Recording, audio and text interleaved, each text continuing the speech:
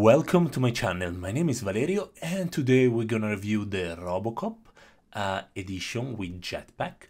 This is a model kit from Moderoid produced by Good Smile Company. It has been a while since the last video, but I was in vacation and now that I have a few model kits to show you, well, let's restart with them. The first one, as I was saying, is this model kit. I bought it from Amazon Japan for like, I want to say 40 bucks, between 40 and 50 bucks, and I found out only after I bought this kit and I got it already that they were selling also a version with only Robocop inside of it. Honestly, what I wanted was Robocop, to have it to do a diorama with the 8209, and I care very little about the jetpack. However, it is a nice thing to have and we're still gonna look into it.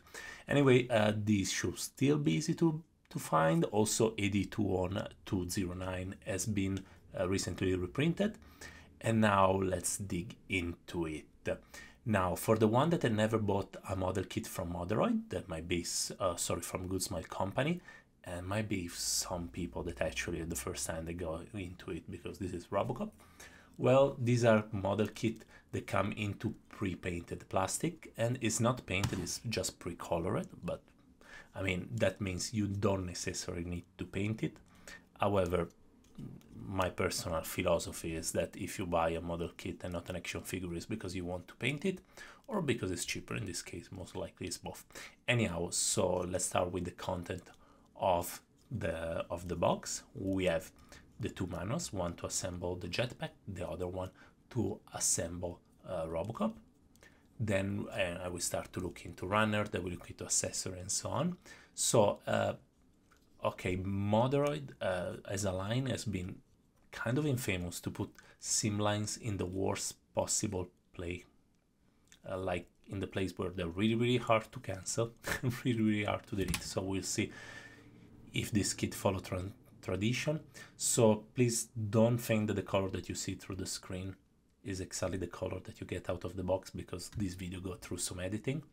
So I will just show you if I see something particular out of it, and normally what I tend to look into this running, if they are actually pre-painted part. There are no pre-painted parts, which makes me really happy because I prefer perfect color separation, so it becomes easier to paint. The runner are not too big, there are not too many pieces over it, and overall the detail looks pretty good. Like another problem with Good Smile Company is that most of the time panel lines are really shallow, so you need to rescribe everything if you want to make the model pop. In this case doesn't look like it is the case, and honestly I can say that the latest model from Moderoid that I got were either really good, the Voltron, or less good, the one after. Anyway, so we have fundamentally four colors inside of it. There is a black, then there is a gunmetal, there is a silver, and then there is a pink, where we have the different phase of Murphy, and they're not great. I was expecting a bit more. Obviously, you need to paint them to make them pop and everything, but the sculpt looks really shallow for the faces. Anyhow, after I built it, it took like a couple of hours beginning to end, so pretty fast. Let's look at accessories, which are always nice to have. Plus I have this jetpack that is gonna stay inside a bag or get kit bash into something else. We have open hands, so if you don't see the left or the right hand of the two hands, means I already attach it to the model. However, in this case, it is not, because we have hands that are really specific.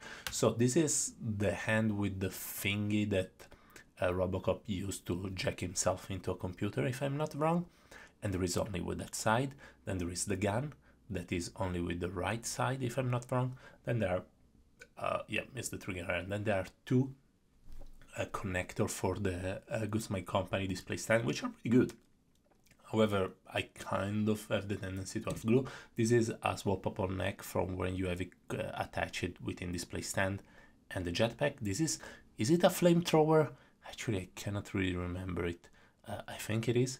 So this is the jetpack out of it. So I remember watching the advertising for Robocop 3 and thought that the jetpack was the coolest stuff ever.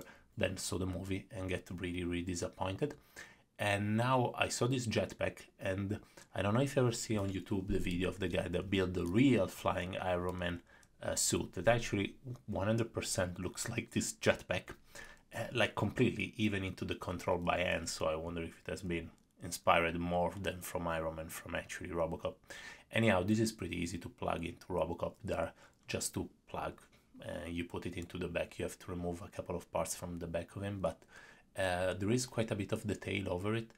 The pipes are separated, and I think something good can come out of it. Plus, also the interior, it is fully painted. It's not fully painted, but it's fully detailed. I'm not sure I will ever show Robocop with that, but for the people that bought the kit specifically for this one, this is particularly well done. Now, oh sorry, this is to do the scene where Robocop open his leg and extract his giant gun. Sorry, these are fakes again. I think this is just a tiny bit of video. I just wanted to show you a tiny bit what I meant before with shallow, because unfortunately I'm having some problem with the camera, so it comes a bit too bright. And now we have this sniper gun. Still no recollection about it. I just remember him shooting big guys, but I haven't seen the movie in a while. Anyhow, now we're gonna look at our model kit once it's built. As I say, beginning to end 2 hours, but Robocop, jetpack and accessories. If you have only the Robocop, is gonna be pretty much 1 hour at top. It is tall 7 inches, so 17 centimeter and a half, and it is pretty stable. It looks the part. There is something that doesn't exactly match with me with the proportion, but I'm sure that once I paint it, everything will roll up pretty well. Build is extremely easy. They're not terrible seam lines, so I'm pretty happy about it. I will have to go to look on Robocop movie screens to look exactly what I need to patch and what not, but overall, by Moderoid standard, this is very good, because normally they would have put a seam lines in the middle of the eyes, like in the middle of the helmet, so they didn't do it. I think the only one that I saw is this one over the feet, but that's all. What else? They're not really hard part. Yeah, maybe there, but I think those might have been also inside the movie, because at the end of the day, the dude needed to put the suit on. So, anyway, quite happy with the results. Still, something doesn't completely convince me with the proportion. By the way, if somebody knows the color that his armor need to be, like the proper color, please let me know. Now we're gonna look articulation. So, personally, I care just a tiny bit on articulation on model kits, because at the end of the day, I just want them to keep one single position and then glue it into it, but they need to be able to take single position. This is the reason why I show articulation, not to play with them, but just to know that they can go into that iconic position. Anyway, the head moves a tiny bit, the elbow closed completely, the arms cannot raise to the shoulder, is super limited. There is not really a butterfly joint, but there is an ab crunch, which is also quite extended, and the waist can move. Now cannot do the split for the life of it. I don't think there is a drop joint, because now I try, and yes, it is in my hand. I don't think there is a drop joint, but the leg, you can have it in a walking pose. The knees can bend almost completely, and the feet can move one way, another way, and when you move it, there is the piston on the back that move, that open and close. So overall, very limited onto the shoulders, very limited, which still allows you to take some of the iconic position that you used to take, also limited into the legs, but doesn't let you actually look the coolest pose ever. There are some limitation. However, it is fairly cheap, so I'm not surprised about it, and it can go into the position that I want him to be. Now, for comparison, with the Lego Dude is very tiny. It is like 1 inch, I think it's 1 inch. AD209, here they looks the same, but E209 is way bigger. It's just into these profile pics. So this is the Cyclops from the movie. This is from the Argonauts, if I'm not wrong. Anyway, I still have to finish to paint it. This is the VF1S from Macross, the Plamax one. I didn't do a review, but it's a pretty cool kit. This is from the Kubili Damped Massacre Bandai. And this is the latest one that I penned, the Neptune Siren from Volks. It is a resin kit, and I cannot find the sword. I mean, I can find it, but I didn't find it in the moment. Now, let's go for conclusion. So normally here we go with pro and cons, and I say if I recommend it or not. So onto the con side, let's start with this: very limited articulation, and there is something that doesn't 100% convince me onto the proportion, but maybe it's just because I didn't paint it yet. Now for the pros, it looks the part, it totally looks like Robocop. There are quite a few accessories, they're pretty cool. There is the cool gimmicks onto the Achilles tendon, like the piston that moves up and down. You can keep this one. This is the how I want to keep it, in this position, and then I will diorama the back out of them. And overall, the lack of pre-painted part just makes me particularly happy, because there is a good part separation over it. And the seams lines are not terrible. I was able to see only 2 bad ones that you need to fix. Now, do I recommend it?